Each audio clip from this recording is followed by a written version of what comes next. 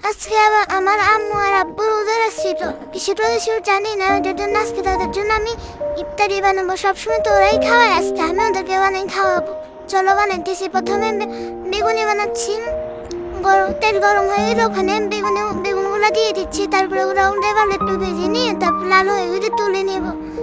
এই যে তুলে নিতেছি একটা একটা করে। তারপরে এই যে একটা আমি কমন জিনিস বানাচ্ছি, এই যে পুঁই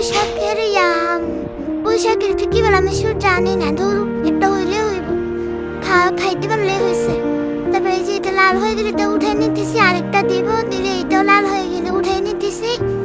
এই উঠে নিলাম।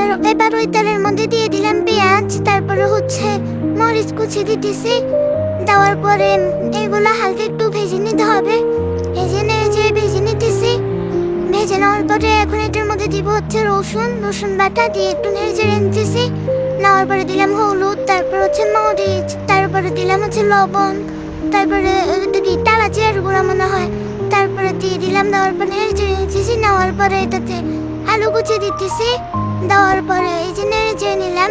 নেওয়ার পরে এখানে একটু পানি দিয়ে দিলাম। পানি দেওয়ার পরে তারপর হচ্ছে যে ছোলাগুলো দিয়ে দিলাম। দিয়ে দেওয়ার পর যে কিছুক্ষণ রেখে দিতে হবে। এই যে কিছুক্ষণ রেখে দিব। এখন উপরে টমেটো দিয়ে দিলাম। টমেটো দিয়ে এটা রেখে দিতেছি। এটা হয়ে যাওয়ার মধ্যে যে আমরা ওই যে শরবতটা বানিয়ে নিতেছি, লেবু শরবত বানাবো আমি।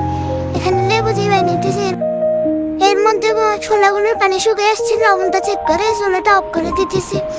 তারপর আবার এই যে শরবতের মধ্যে চিনি দিলাম। চিনি দেওয়ার পরে বিট লবণ দিলাম। বিট লবণ তারপরে এমনি খাওয়ার যে লবণ ওইটা দিলাম। দেওয়ার পর নেড়ে চেড়ে নিতেছি।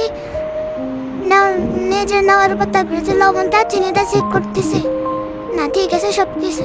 এই যে আমার ইফতার বানানো কমপ্লিট। তারপর কি সবাই ভালো থাকবে। Bye bye, tata.